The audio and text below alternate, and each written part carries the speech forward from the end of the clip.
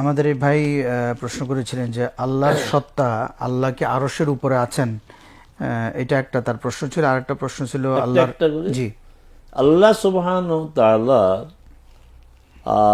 আরশে অবস্থান তার, এটা তো কোরআন দ্বারা স্বীকৃত। আর রহমান আলাল আরশি ইস্তাওয়া। আচ্ছা, আল্লাহ সুবহানাহু ওয়া তাআলা তার এখন আরশটা কোথায়?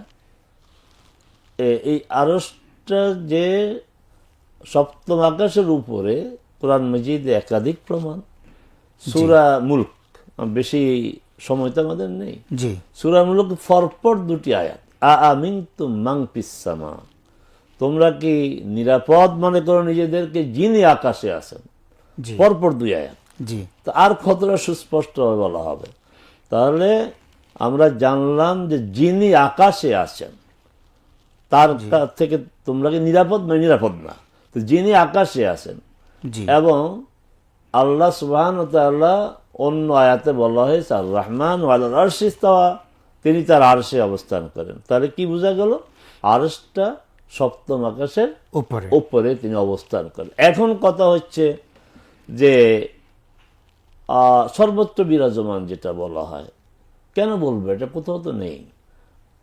আল্লাহ সুবহানাহু ওয়া তাআলা, মুহতারাম ওই ভাই প্রশ্ন করছিলেন আল্লাহ সুবহানাহু ওয়া তাআলা সত্তাগতভাবেই তিনি সেখানে, সত্তাগতভাবে তিনি সেখানে আছেন। আর তার অবজারভেশন, তার জানা, তার এলেম, তার শোনা, সব আমাদেরকে বেষ্টন করে এটা আছে। বেষ্টন করে আছে। মূসা এবং হারুন আলাইহিস সালাম বললেন, যাও ফেরাউনের কাছে যাও। তখন তারা দুইজন বললে যে আমরা ভয় করি।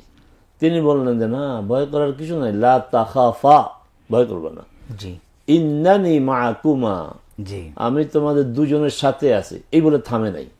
জি না থেমে কি বলছে আল্লাহ? আবার ভুল যেন না বুঝছো, আমি তোমাদের সাথে আছি মানে সত্তাগত ভাবে তোমাদের সাথে আছি। সাথে আছে। না না, এটা বুঝবা না। আসমাউ ও আরা, আমি সুবহানাল্লাহ। শুনি এবং কি দেখি। দেখি। এই জন্য এত ব্যাখ্যা বিশ্লেষণ, এত আকিদার কিতাবের কোনো প্রয়োজন নাই। জি। আল্লাহ নিজেই সাথে থাকার ব্যাখ্যা করে দিয়েছে জি যে ইন্নানি মাআকুমা, আমি তোমাদের, মূসা হারুন, জি। ভয়ের কোনো কারণ নাই, আমি তোমাদের সাথে আছি, সাথে আছি। আবার ভুল বুঝবা না, জি আসমাউ ও আরা, আমি শুনি এবং দেখি। আরেকটা, এটা বিষয়টা যেহেতু আকিদার বিষয়, একটু উদাহরণ দিয়ে বলি। আচ্ছা, এখন যে মনে করেন কোরআন স্পষ্ট আছে, হাদিস স্পষ্ট আছে, জি বাস্তবতা কি? আচ্ছা, আমরা যে সোসাইটিতে, সমাজে আছি, আমরা চারপাশ থেকে একটা কথা শুনি। কি শুনি? উপরওয়ালা সব জানেন, জি উপরওয়ালা সব দেখেন।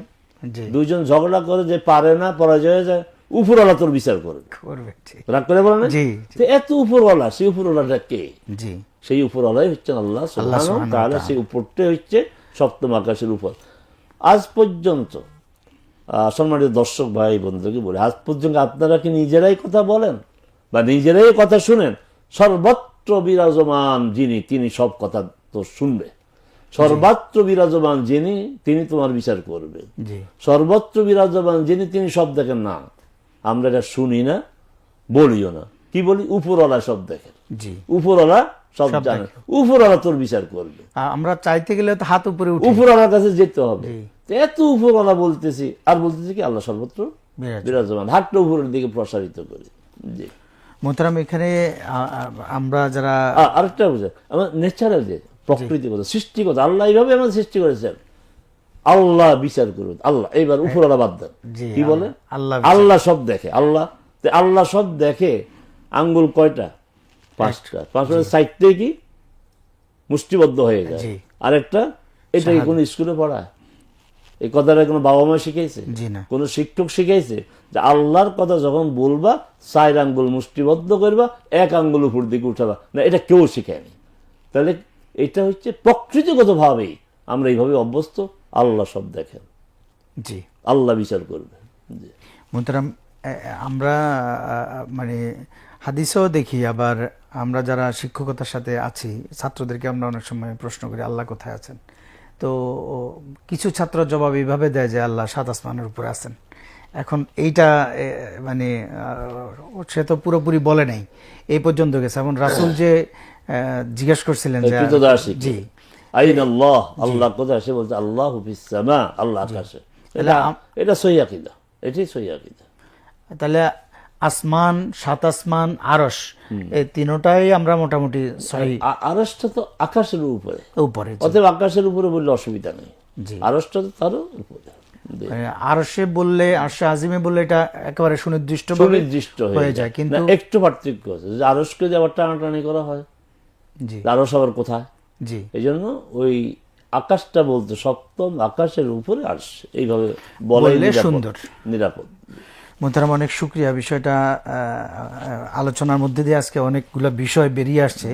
আকীদার বিষয় আমাদের জানা আছে, তারপরেও ওয়াজাক্কির ফাইন্না যিকরাতান ফাউল মুমিনিন, আমরা তো আপনার কাছ থেকে অনেক কিছুই জেনেছি আলহামদুলিল্লাহ। এইখানেও আজকে একটা বিষয় ক্লিয়ার হলো যে সপ্তম আকাশ, কাছাকাছি আকাশের উপরে আল্লাহ আরশে আছেন। এই বিষয়টা ক্লিয়ার করে আমরা যেটা বলবো, তাহলে আমার ইমানের বিশুদ্ধতা প্রমাণ পাবে, যেটা আল্লাহ কোরআনে বলেছেন, যেহেতু ইস্তাওয়া আলাল আরশ।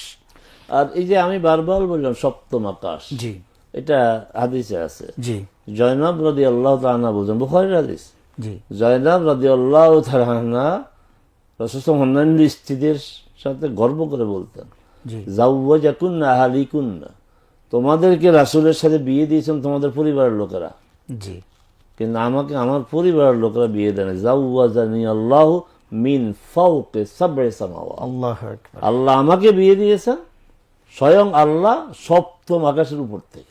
এই জন্য আমরা সপ্তম আকাশটা বারবার বলছি, যে সপ্তম আকাশটা হাদিস দ্বারা স্বীকৃত। স্বীকৃত। মোহতারাম, অনেক শুকরিয়া। আমরা